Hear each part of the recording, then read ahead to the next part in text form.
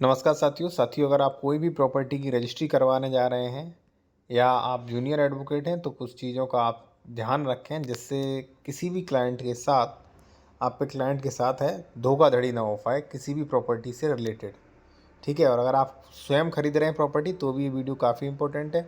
इसमें आप सारी चीज़ें समझेंगे कि रजिस्ट्री पर कौन कौन से नियम बदल चुके हैं, कौन कौन से ध्यान देना है, जिससे आपके साथ किसी भी प्रकार की कोई धोखाधड़ी ना हो। मैंने काफ़ी कुछ तैयार किया है। यहाँ पे हम बात करेंगे प्रत्येक पॉइंट पे रजिस्ट्री से पहले डॉक्यूमेंट वेरिफिकेशन। ठीक है, रजिस्ट्री में पैसे लेन देन का तरीका जो बदल चुका है वो, कॉलोनी का लेआउट नक्शा के बारे में, और रजिस्ट्री से पहले एग्रीमेंट के बारे में भी नियमों को जानेंगे, और पजेशन उसके बाद प्रॉपर्टी पर म्यूटेशन आती है, उन सारी चीज़ों के बारे में जानेंगे। और अगर आप किसी भी मैटर पे कंसल्टेशन विशेषज्ञ द्वारा कानूनी सलाह लेना चाह रहे हैं या आप कहीं कोई प्रॉपर्टी परचेज कर रहे हैं, विशेषज्ञ द्वारा आप डॉक्यूमेंट चेक कराना चाह रहे हैं कि आपकी प्रॉपर्टी सही है कि नहीं, जैसे मान लीजिए डबल रजिस्ट्री हो गया, अंश से अधिक विक्रय हो गया, ठीक है, आपका 143, 80, 98, या मान लीजिए कोई केसेस पेंडिंग तो नहीं है, किस में पेंडिंग है, तो वो आप चेक करा सकते हैं। कॉन्टैक्ट नंबर वीडियो डिस्कशन मिल जाएगा। सीधा आते हैं अपने फर्स्ट पॉइंट पे साथियों। देखिए, सबसे पहले जो मैं आप लोगों से कहूँगा वो कहूँगा साथियों, रजिस्ट्री के डॉक्यूमेंट वेरिफिकेशन करिए।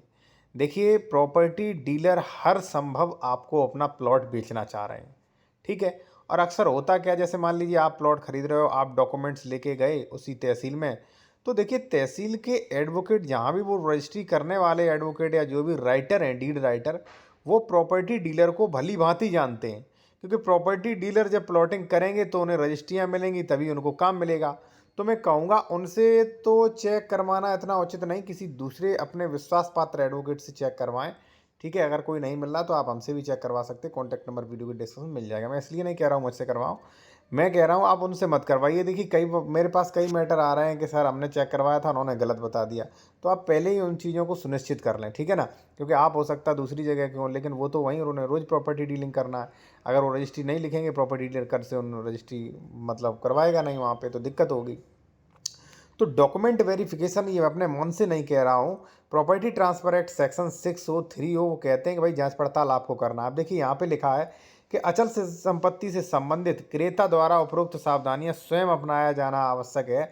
विक्रेता के स्वामित्व या अधिकार से संबंधित किसी भी प्रकार की त्रुटि के लिए स्टाम्प यानी कि हमारा रजिस्ट्री ऑफिस जिम्मेदार नहीं होगा। यानी कि साथियों, पहले आपको क्या करना है, डॉक्यूमेंट, सब सर्वप्रथम आपको डॉक्यूमेंट चेक करना है पूरा।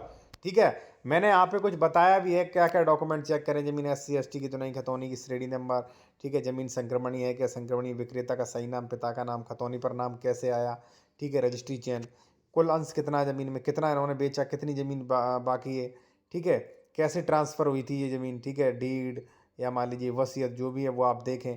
खतौनी पर हुए सभी आदेश देखें कि भाई कोई मतलब कोई गलत वगैरह आदेश तो नहीं जो बाद में हमें परेशान करेगा। बंधक चेक करें, रजिस्ट्री पर कोई केस तो नहीं चल रहा। विक्रेता ने कितना खरीदा था, खतौनी में कितना मेंशन है, कहीं ज़्यादा तो नहीं आ गया है, ठीक है, विक्रेता ने कितनी रजिस्ट्री कर दी, कितनी बाकी है, विक्रेता के साथ कोई फ्रॉड तो नहीं हुआ इसलिए वो बेचना चाह रहा है। प्लॉट नंबर का प्लान करें, ज़मीन का मतलब नक्शा लेआउट चेक करें, ठीक है, 143/80 भौतिक कब्जा सत्यापन, ये सारी चीज़ें कम से कम आप चेक कर सकते हो साथियों। इससे भी ज़्यादा कुछ चीज़ें होती हैं, लेकिन आप इतनी चीज़ें चेक कर लोगे तो निश्चित ही कोई धोखाधड़ी नहीं होगी। तो अब आपने डॉक्यूमेंट चेक कर लिया, आप सुनिश्चित हो गए कि भाई हाँ ये ज़मीन सही है। अब सेकंड नंबर आता है रजिस्ट्री में पैसों का लेन देन कैसे करें। देखिए साथियों, ये मैंने इसलिए आप लोगों को बताना उचित इसलिए समझा कि कॉन्ट्रैक्ट एक्ट के अनुसार बिना प्रतिफल के करार शून्य होता है। ठीक है, इसलिए पैसों का अगर लेन देन गड़बड़ हो चुका है तो वहाँ पे आपकी रजिस्ट्री कैंसिल हो सकती है। कैसे, चलिए मैं आपको बताता हूँ। और अगर आप पूरा रजिस्ट्री नियम एवं ड्राफ्टिंग कोर्स ई बुक लेना चाहते हैं तो ये हमारा व्हाट्सएप नंबर दिया गया, आप पूरा ई बुक एवं कोर्स ले सकते हैं। इसमें क्या होगा, मापन इकाइयाँ, किसी भी जमीन का क्षेत्रफल, sale deed, registry, drafting, gift deed, power of attorney, वसीयत, लीव लाइसेंस, सब कुछ इसमें फॉर्मेट प्लस नियम मिलेंगे। ठीक है ना। अब देखिए, पैसों का लेन देन इसलिए नहीं करना है साथियों, जो भी पैसों का लेन देन करें वो चेक, NEFT, RTGS द्वारा करें। 20,000 से अधिक का नगद लेन देन न करें। अब देखिए, कई बार क्या होता है, आपने 10 लाख की प्रॉपर्टी खरीदी, आपने 8 लाख रुपया जो है वो नगद दे दिया। ठीक है, अब आप रजिस्ट्री ऑफिस में जा रहे हो, रजिस्ट्री ऑफिस में रजिस्ट्री आपकी हो नहीं रही है, तो वकील साहब ने क्या कहा, वकील साहब ने 8 लाख का फर्जी चेक दिखा दिया कि 8 लाख रुपए मैंने चेक संख्या 5238 से दे दिए।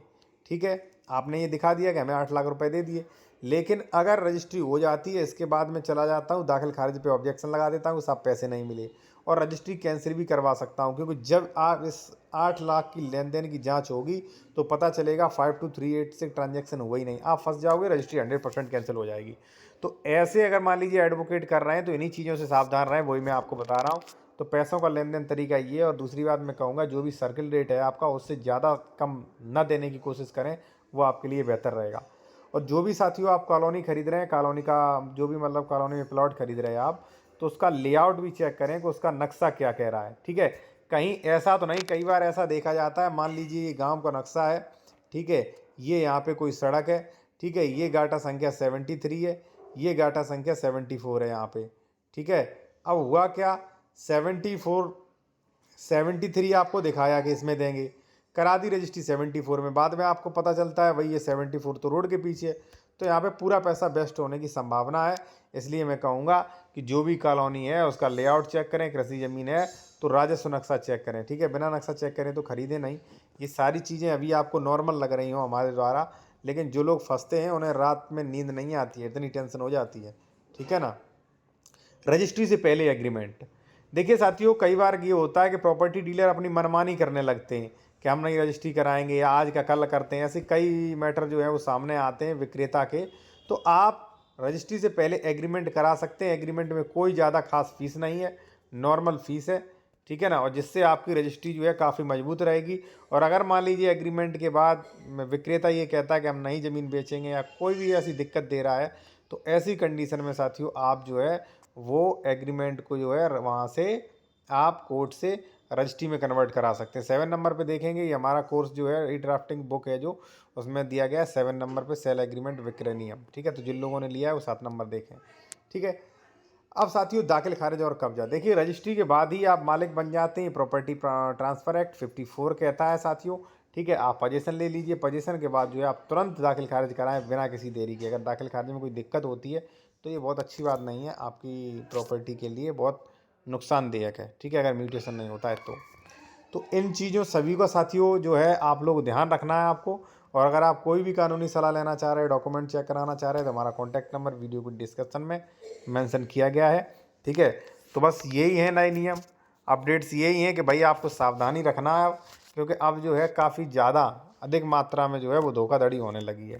तो आपको इन सभी चीज़ों का ध्यान रखना है कि भाई आप अपना डॉक्यूमेंट चेक कर लें, पैसों का लेन देन का तरीका सही करें, कॉलोनी का लेआउट नक्शा भी चेक करें, रजिस्ट्री से पहले अपना एग्रीमेंट बनवा लें, और अपना जो है कब्जा करके, फर्स्ट करना है कब्जा, उसके बाद अपना करा लें दाखिल खारिज। अगर आपको लग रहा है कि हम कब्जा नहीं कर पाएंगे, दूसरा विपक्षी विवाद करेगा, तो फर्स्ट होगा दाखिल खारिज। जब सारे डॉक्यूमेंट रेडी हो जाएं तब वहाँ पे जाके कब्जा की लड़ाई लड़िए जाके आप, ठीक है।